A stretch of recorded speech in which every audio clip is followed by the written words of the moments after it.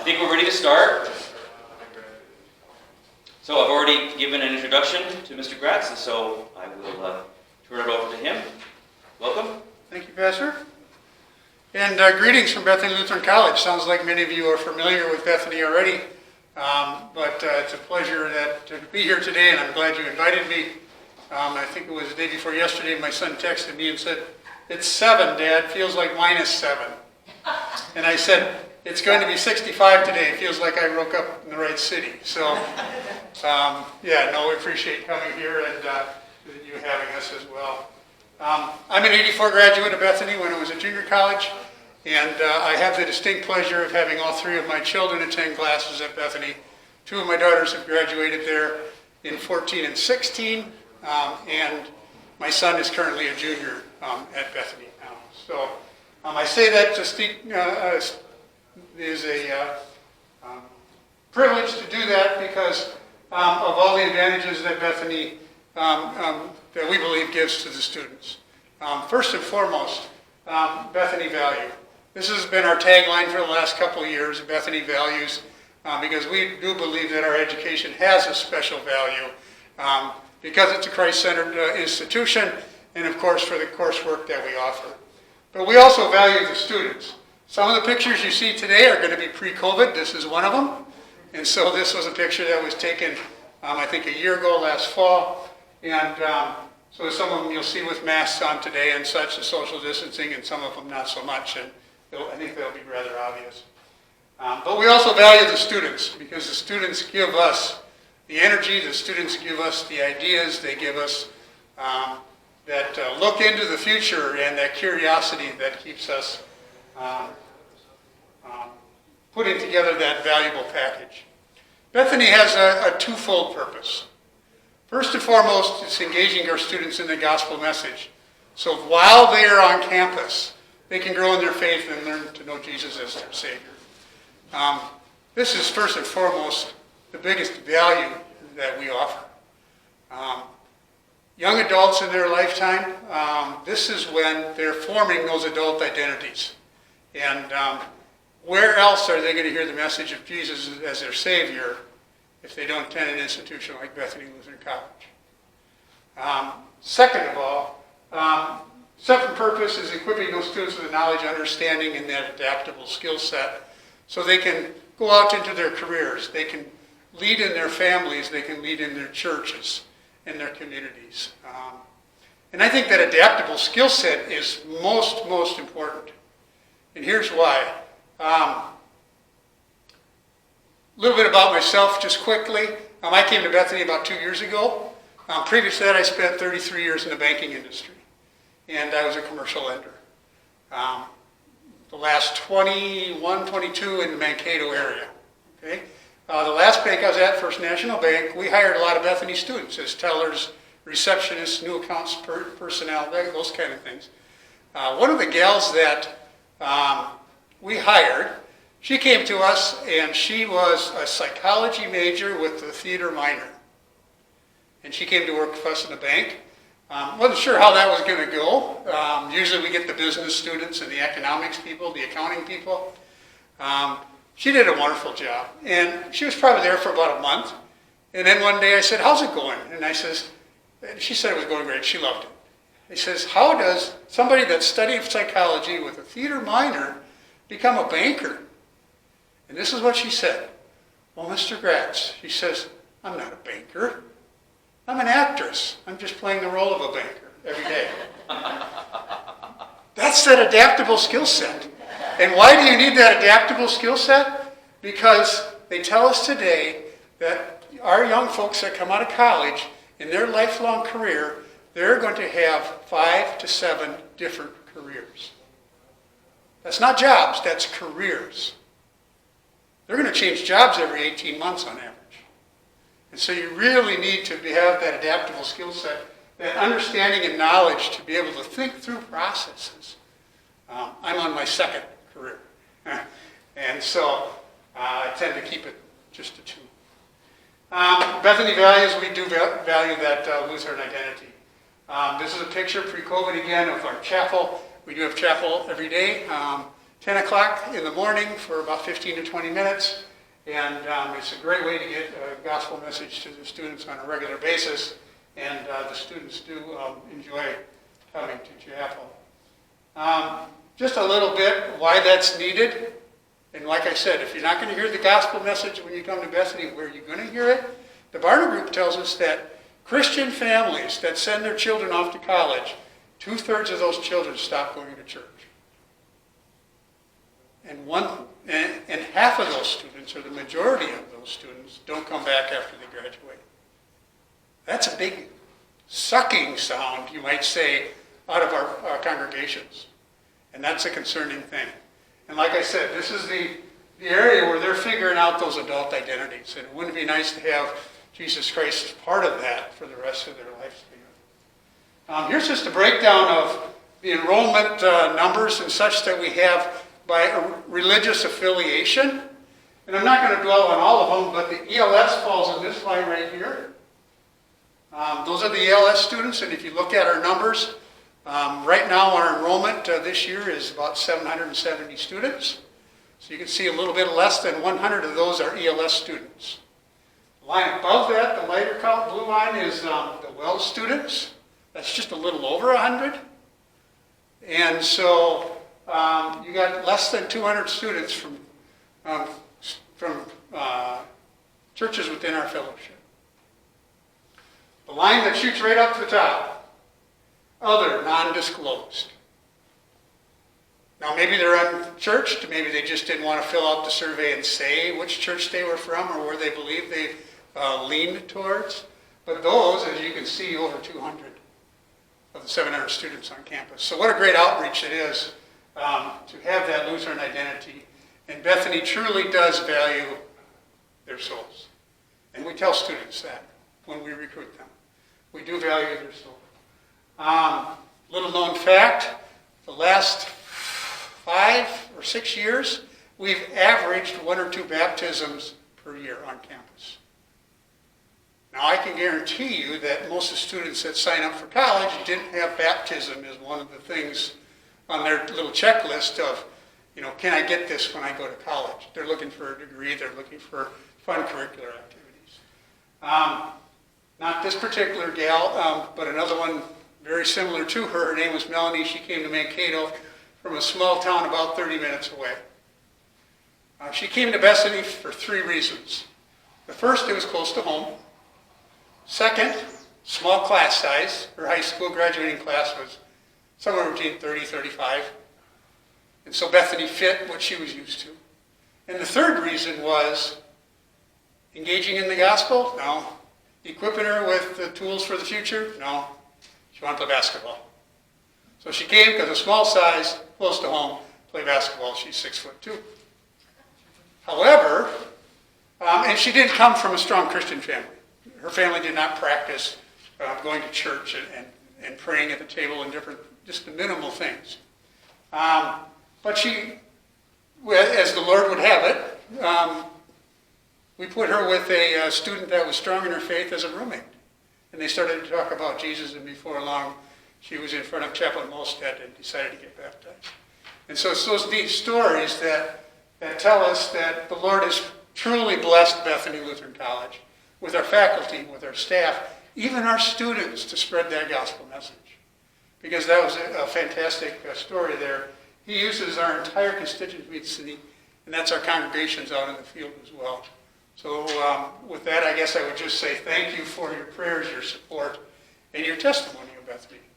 I think you understand here in this congregation very well how important it is as a part of our synod and part of the message that we send.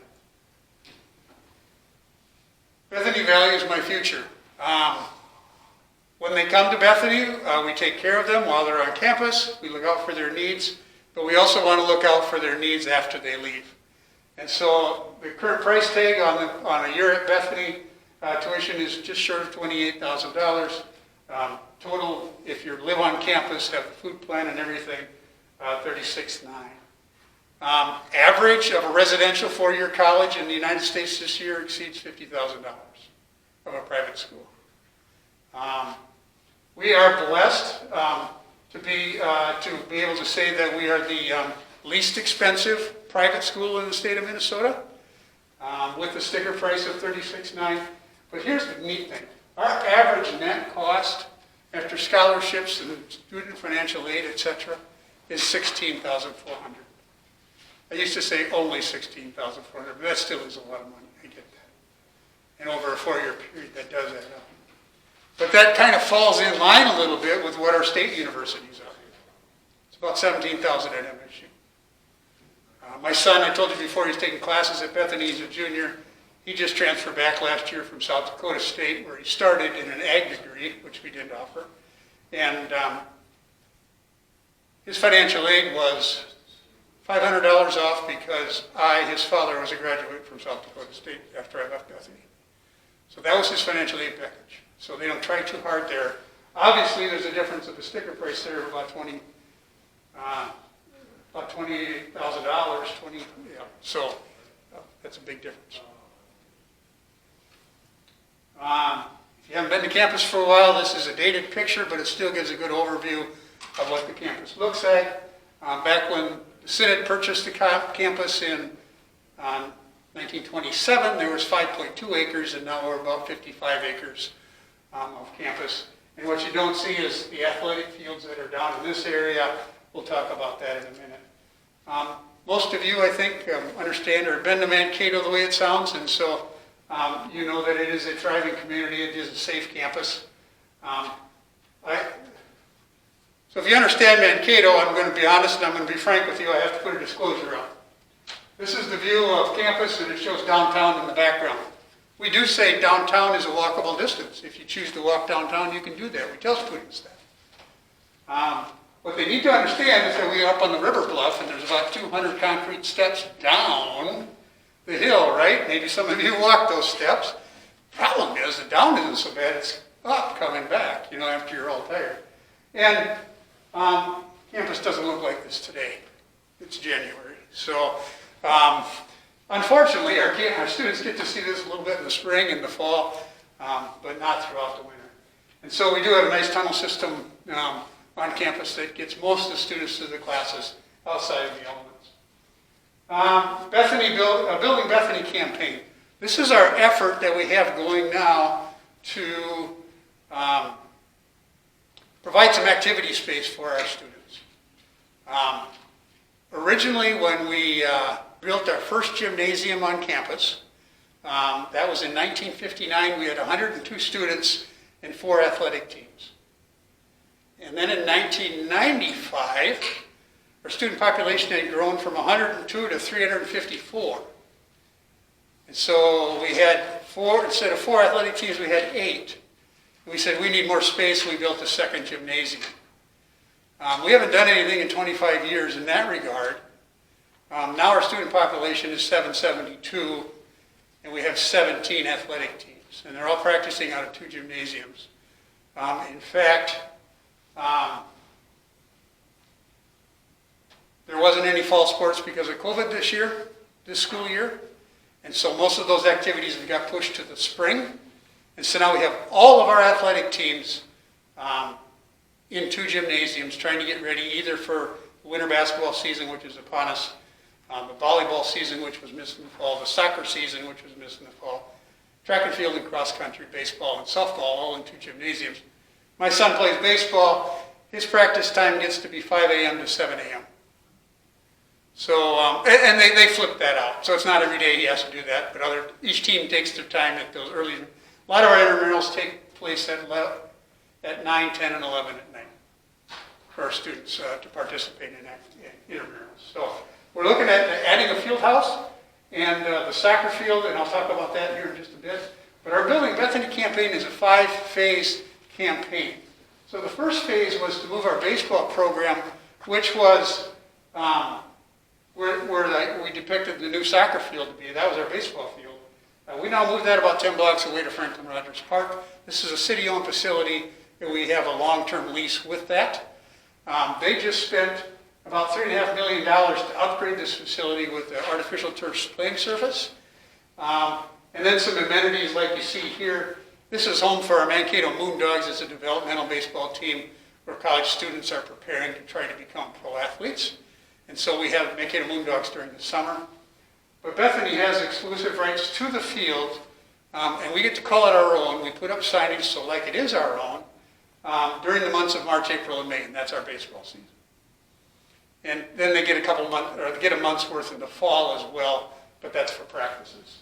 But here's the neat thing. Mankato has 4 high schools. 2 high schools use this field as well as their home field as well now. So all those high school students that come for all those games walk under this banner. This is the main gate. And so we get to show folks in the general public that this is what Bethany baseball is all about. The second phase, and this is a reverse view of that now with campus in the upper portion of the picture. The second phase was to build a soccer field. That's been completed. So we have artificial turf, we have new LED lighting, a new scoreboard, digital scoreboard. We have permanent bleachers for the soccer field. We've never had that before. And we also have a press box so our media arts students can come and film the games, broadcast the games, and do what they need to do with a little facility for that. These are some of the actual pictures. That was the architectural rendering. These are the actual pictures of that. And this is taking place in the fall of 19. So we did finish that up a little over a year ago. And we got to use that in the fall of 19. And then this spring, of course, COVID set in and there wasn't much activity. Here's the other piece of that. Local high schools have asked and rented this field from us now because they can get on this artificial turf surface earlier in the spring. Don't have to wait for all the snow to melt. We can clear the field of the snow. The ground isn't frozen in the fall. Same kind of situation. If it rains too much. We've had Gustavus Adolphus College use our field as well, which is kind of neat because they've always been the bigger brother to us in the neighborhood, so to speak. And so it's just kind of fun to have that available. It's kind of a really nice thing. Phase 3 is where we're at today, and we would like to go ahead and, with the Lord's blessing, put up a field house for our students to recreate in and for athletic teams to practice in. The field house itself would have a 200-meter track, 6-lane track. One thing that would be different about this than you might normally see in a normal field house, the infield would be a turf surface. It would not be a hard court surface. And we have 2 gymnasiums for hard court activities. But what we could really use is a place for students to go and just have some recreation on their own in the wintertime, for our intramural activities to have a place to participate, and for our teams too to practice. This will accommodate our men's and women's soccer, of course, our baseball team, our women's softball, track and field, and cross country right now have no home, 0 place to practice other than the gymnasiums. In fact, they run and practice hurdles in the hallway.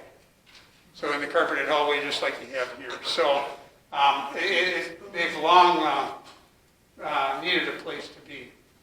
Phase 4 of that would be a wellness center then for our athletes, and of course working out and staying fit is an important piece for all of our students.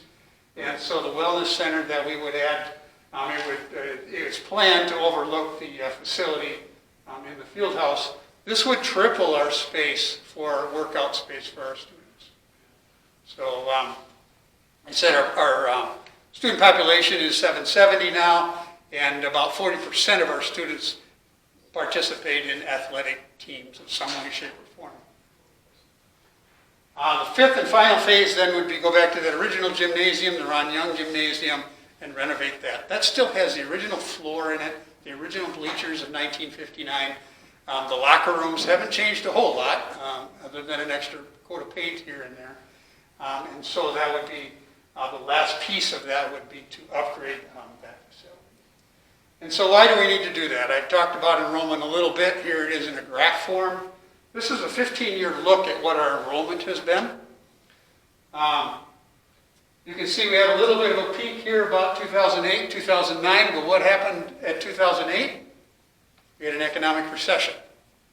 And then paying for college wasn't such a popular thing, especially private college. And some of our enrollment dipped the next 5 to 7 years until about 5 years ago We dipped total student enrollment down to 525, 526, and since that time, now our enrollment this fall is 772. And so these are some of the numbers outside of the graph and the way it looks. This fall, we do have full-time enrollment students, full-time equivalents of 633. 772 includes our high school students that are taking college credits, PSEO, and dual credit programs, and we may have a few adult learners in there as well. Our first year enrollment was down a little bit this fall. So you say, well, how did you get record enrollment and get better numbers? We achieved 87% retention. College averages are somewhere between 70 and 75 on a national basis. Ours has always been right around 80%. We were able to get 87% of those, and that's the freshmen coming back for their sophomore year. So they all start college, and then they decide, is this for me? Is this the right place for me? Is this the right major for me? All those things happen in that first year to maybe make them make a decision to stay or not stay. So, our midterm enrollment is encouraging. We have 30 new students that started on January 11th, whether they were new freshmen that held off last fall and didn't enroll right away, or they're transfers from other schools. But we do have a little bit of concern going forward because our admissions department essentially cannot go to high schools and do what I'm doing today. They can't get out to those schools and talk one-on-one with the students like they traditionally do. And so that is a concern going forward. We'll learn to work through it. So how does our enrollment go up? International students is a big part of that. This again is a pre-COVID picture, but one of our ladies groups makes quilts for all of our international students when they first come to campus. And so they're happy to receive those. 5 years ago in 2015, we had 8 international students. This fall we had 98. And so we've improved in that area. We made an concerted effort to recruit some of those students, and we have some friendly folks around the world, obviously. We have, of those 98 students, they come from 26 different countries and 6 different continents. And I think the largest contingency from any one country is about 13. So it's quite diverse and spread out on what's there. Another piece that helps our enrollment is our urban adventure cohorts. So there's a 501c3 nonprofit corporation called Urban Ventures, LLC. And this is a group, a nonprofit that helps inner city youth get a college education that might not otherwise have an opportunity. And so we work with a representative that sponsors students out of Minneapolis, St. Paul, and Milwaukee areas. And I think we've got about low 20s of these students as well. So it's a little bit of everything that kind of increases your enrollment. We say that another part of that increases enrollment is our new programs, and we'll talk about that one in a bit. Bethany values your intellect, of course, as a student. These are some pictures of pre-COVID. Our classes are very interactive. As you probably all well know, class size is small. Our average class size is 16. I think the sheets that you have out in front of you there show 13. That is just an updated figure that we've got here since the first of the year. I didn't reprint those. But we do have 27 majors, 25 minors, 7 pre-professional programs. I just had a conversation with a parent yesterday. Their high school student was thinking about Bethany, really want to come to Bethany, but they says, she really kind of wants to be a veterinarian and we don't know what to do. I said, we do have pre-veterinary as part of our course curriculum. So he was surprised with that. But when you add in a major like nursing, a lot of those things kind of fall into place, and we can add those pre-professional type programs. Pre-nursing, when you have nursing, you can do a pre-dental, you can do pre-veterinary, exercise science, a bunch of different things that fall into that category because we have the basics there. These are our largest classes by enrollment, and the top 10, so to speak. I think there's 11 there, however. But the ones I've highlighted, nursing, engineering, and computer science, are all new programs within the last 5 to 6 years. Okay? Just like the gal that came and got baptized, she came for basketball. And she came for the small school. If we give them what they want while they're on campus, we can give them what they need. So this is part of what we do, keep adding programs to give them what they want. And you can see how quickly those 3 programs have grown in student population. The fractional numbers that you see up there, for instance, engineering 36.5, there's a student or 2 in there that probably have an engineering degree and a double major in maybe economics or something. So we give them a half credit on each one so the numbers stay true. So that's why you see some fractional numbers. If you add those 3 up, there's 100 plus students. So if we gained 90 in international students, and we gained 25 in our urban ventures, and we gained another 100 with our new programs, you can kind of see where that new growth comes from. And you got to continue to stay on the leading edge of that. So how do you do that all in a COVID pandemic type world? Now the pictures change a little bit, of course. The masking becomes along. But we have to change up a lot of things. Labs, for instance, have to kind of happen on individual scheduled time slots.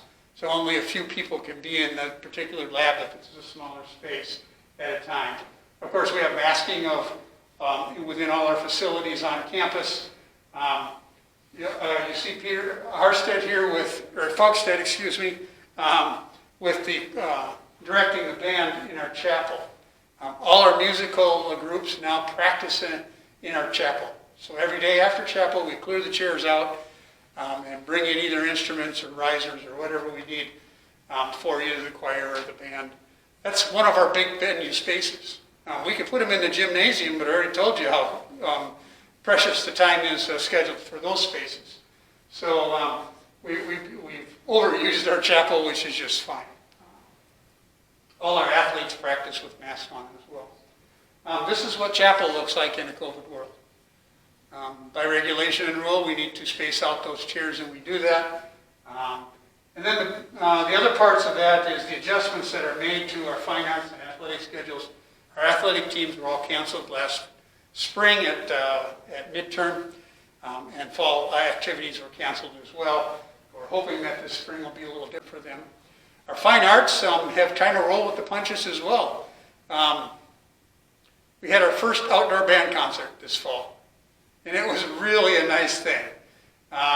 Because what happens is they practice here in the chapel, but when you put about, I think it's 50, 60 students in a band, and you space them out like that, where's the audience going to sit?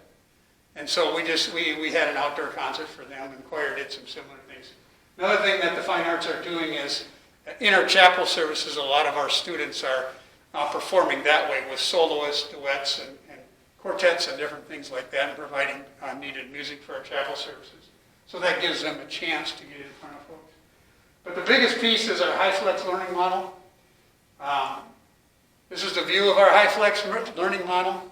We have cameras and interactive software in all of our classrooms. I'll take that back. I think it's 27 of 31, I was last told. Some of the classroom spaces are just too small to social distance in a practical matter. Or some of the laboratories maybe don't have that interactive technology because you need to be there to learn that particular subject. But what works with our HighFlex model is that every classroom presentation is done with a camera, and so you can either attend in person or you can wake up in your dorm room and log in and attend class online. And it doesn't have to be, I signed up to do online and I'm stuck doing that all semester. You can do whatever you want day to day. If you wake up in the morning, you don't feel so good, I haven't missed a day yet, got a little headache today, I'm running a little fever,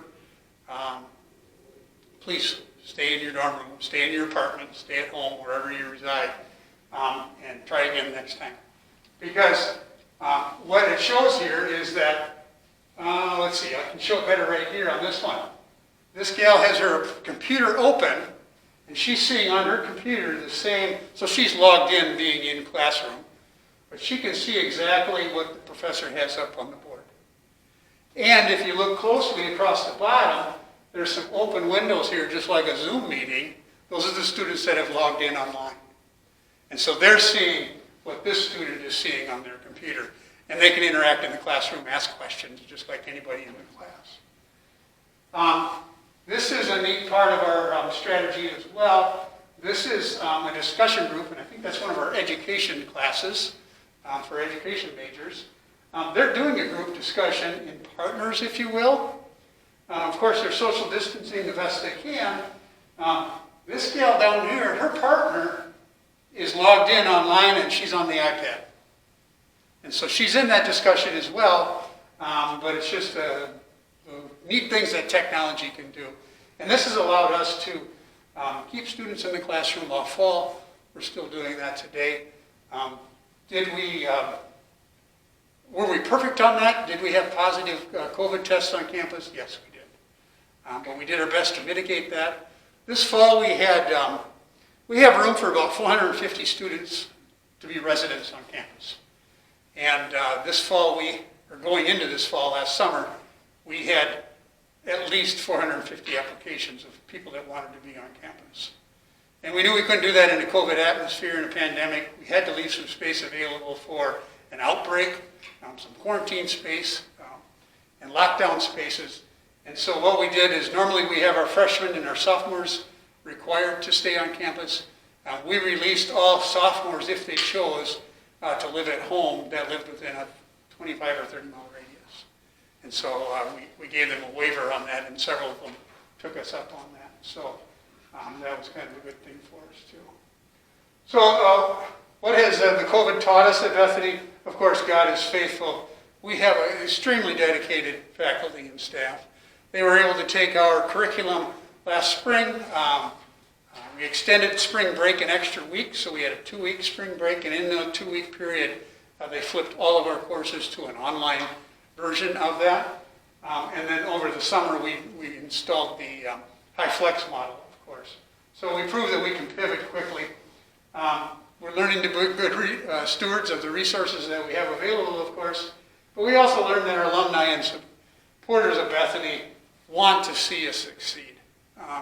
It's an institution that's been there for 94 years, and they really want to see that carry forward. And we can still carry out our teaching and that personal mentoring. That's so important in a small school, and we believe we can do it. But this is what we want to get back to. This is much of our fine arts programs, whether it's the studio arts, our musical productions, anything on our stage and our theater. This is what we would love to get back to, because this is where our students grow. And this is where we help our folks in the ELS. And I say that because if you look at these two, this is where we get for our churches our organists and pianists. This is where we get our choir directors.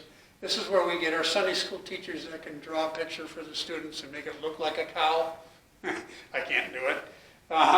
This is where we get all those, somebody that can direct a Christmas program and different things like that, because they've been on a stage and they understand what those things happen. Media arts, maybe you know, maybe you don't know, our media arts students put on the full production of Minnesota State Mankato hockey. They broadcast all the home games, some of the away games as well. And it's all student run and it's student produced. And they also get some broadcasting experience out of that as well. So that's really a neat thing. We've been doing that for, oh boy, at least 15 years, I think. So, and I think they just renewed the contract with that as well. So we'll look to do that in the future from a digital aspect. Endless opportunities as well. Athletics, everybody always hears about and knows about athletics perhaps, but things like our drum corps. We have 35 clubs on campus. We even have a juggling club. Those that know Pete Plato, you're not surprised. He leads that march a little bit for those students.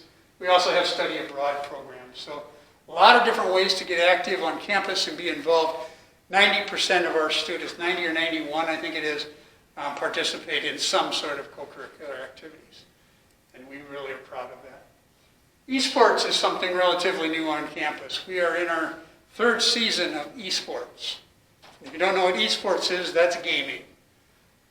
PlayStation, Nintendo, those kind of things that our younger generations thrive on. We decided to support an esports team. 50 students tried out for 30 spots.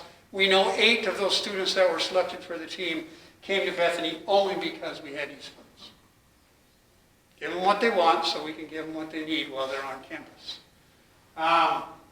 And there was a short period this fall, our esports team at Bethany Lutheran College in Mankato, Minnesota, with a student population of 772, was number 1 in the nation. We think that's pretty cool. We've developed a space for them to do their thing, so to speak, in the basement of Hunzi Hall, and it's become very, very popular.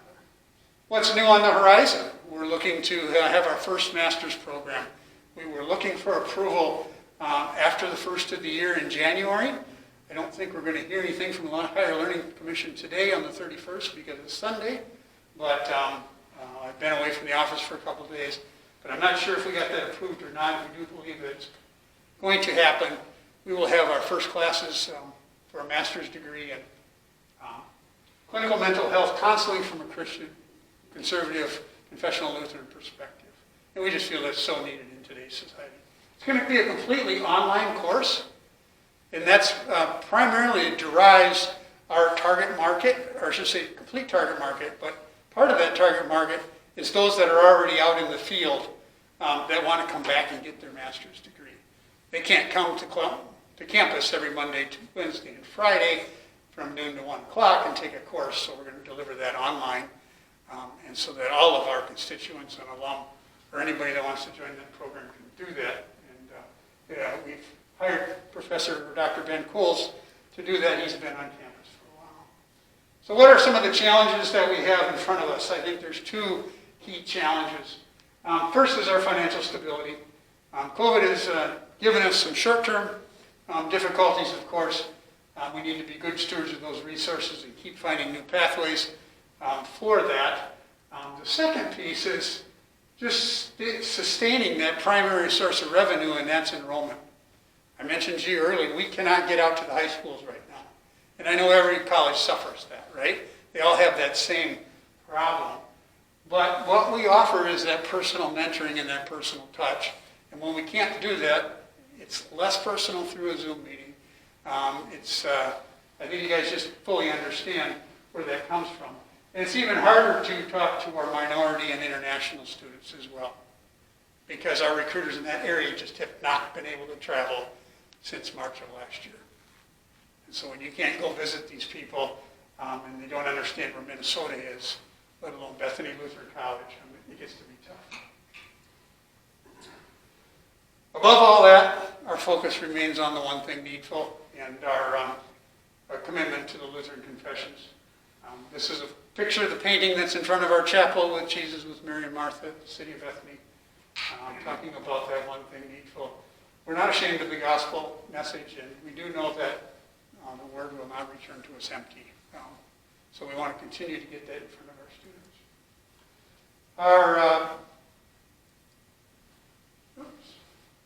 Skipped over one.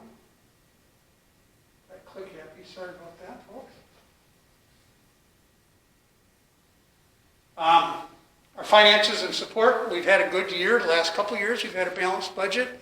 This year, partly COVID is a reason in there, but just the campus continues to grow and our programs continue to grow. Looks like we could be we're projecting a deficit for this year. And so what we're doing is we try to connect with the congregations, all our constituents in the ELS, and come to you and say, is there some way that you can support us as a congregation or as individuals, however you would choose to do that. Because our roots are in the ELS. We're owned by the ELS. Bethany Lutheran College is your college. And so back in 1927, a small group of congregations anteed up $20,000 to buy the campus. The purchase price was $90,000. $20,000 was the down payment. So I thought, wow, $20,000 in 1927, that must have been a lot of money. So I put my banker hat on. I did the calculation to find out what that is today, $208,000. So half a dozen congregations comes up with $208,000 today. I think Bethany means quite a bit to our congregations. And it meant enough to the synod to purchase the college from that association of churches the following year at the synod convention.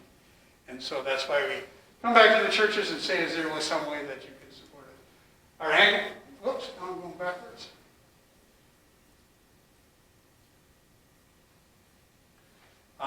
Our annual campaign for our annual fund, which is the Bethany Fund, has been the theme the last couple of years, all the Vikings all together.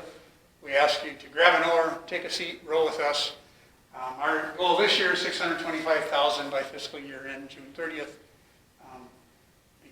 Becoming less and less as we go forward here, closer in the rearview mirror. Or looking out the windshield, I should say. So thank you for your prayers, your testimony, and your support of Bethany. We all know prayers are important, prayers are answered. And we also know that your testimony is important as well. I have some masks on the table today. Feel free to take those, hand sanitizers. Because when you wear a mask that says Bethany on it, people say, what's that? And then you get to tell the story. And it may not be that you know somebody that might be a student. I understand that. But you may know somebody else, maybe a neighbor, maybe a friend, that you tell the story to. I met for the first time this week a couple down in Tucson that were very good friends with Peter and Carolyn Harstead. They don't have anything to do with Bethany, but they've been supporters for a number of years now because Peter and Carolyn Harstead told them about Bethany. And they could see the passion that they had for the institution, and they are now supporters. So I definitely wanted to meet them, and I wanted to thank them in person. So thank you for your support. Thank you for the time today. If you have any questions, I'd be more than happy to answer them. Yes, thank you very much. And does anybody have any questions? So, what was it you said if you make a donation to make sure it goes to where? The Bethany Fund. Bethany Fund? Yes. Okay. And you can just put, that's our annual operating fund. Yeah. Okay. Yeah. So, yes, Norman. What will be the deficit for this calendar year, and how are the mineral rights being affected? Yeah, so very good question. At the beginning of the year, we projected over $1 million deficit. We think we've whittled that down. Hopefully, we're going to have that a lot closer to $500,000. It's still a big figure. That means we need to dip into our contingency, if we cannot come up with contributions in that way. Big part of that is that mineral rights, we have a gift that was gifted to us, and it was some mineral rights to oil land up in North Dakota. And so for many, many years, we got a few $100s a year out of that because they didn't take much. And then oil started to be produced out of the oil fields up there, and we probably received over $500,000 a year out of that particular investment. So what one constituent thought was a great gift, we weren't quite so sure at first, and we probably sat on that thing for 15 years and got very little out of it. And then all of a sudden now it's some fruits of that has come forward. Your ask now is, our checks are now a few $1,000s a month again. And with the new administration, in Washington, we don't anticipate that that's going to be as fruitful as it was in the last 5 years. That was the reason for the question. Yep. Things are going to change. And so we've that portion of what goes into our budget, we've pulled that back. We've received some decent funds this year so far, this school year, I should say. But the outlook isn't rosy for that again. That's how investments work sometimes. There's a lot to be had out of that yet, but just whether the demand is there and whether they're allowed to take it. So. Other questions? I have one. Yes. I find the increase in international students truly remarkable. And I wonder if you could tell us a little bit about how that has happened and how the college will be moving forward maybe to make that happen a little bit more. If you could share what countries they come from, how they are identified, how they are introduced to Bethany, and are these people from first world countries where their parents are paying their full tuition and so forth? I just would like to know a little bit more about that. Yep. So the financial part, I don't have a real close handle on as far as the tuition and what they pay. I know we don't lose money on those students. International students, it's very important for them to have an American degree from an American institution, especially a private institution. So I think that's part of what got people started. Our interest in international students, I hate to say it, but mostly were around athletes and maybe soccer players in the past. And that's why you had half a dozen to 10 students on campus. I think our soccer team last year was represented by 16 different countries. I think that's what they said. Having President Pfeiffer on board, he came from St. Croix Lutheran High School as president and principal there, and they had a very strong international program, and he had some connections in that regard, so that helped open up the gates. And then, just like anything else, when you do well with one's portion of your work abroad, they tell another, and they tell another, and pretty soon, we didn't send people to 26 different countries, but the word spread, and so then we got a few from here and a few from there. And so it's just knowing the right people and then spreading that word. Have that testimony that I talked about. So. And which countries are involved? Oh boy. So initially we had a lot from China, and I'd say a lot because the first dozen or so came from there. We maybe even had as many as 18. I might be wrong on that, but I think that's about. But Albania, just a lot of different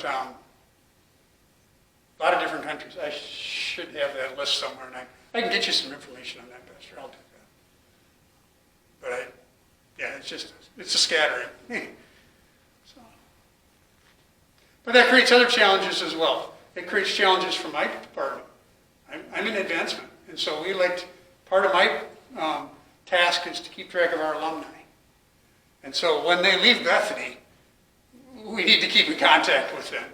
And so that's a big thing on my plate going forward, is to try to keep track. And now, granted, once they come to America, they get an American degree, they like America, they stay here.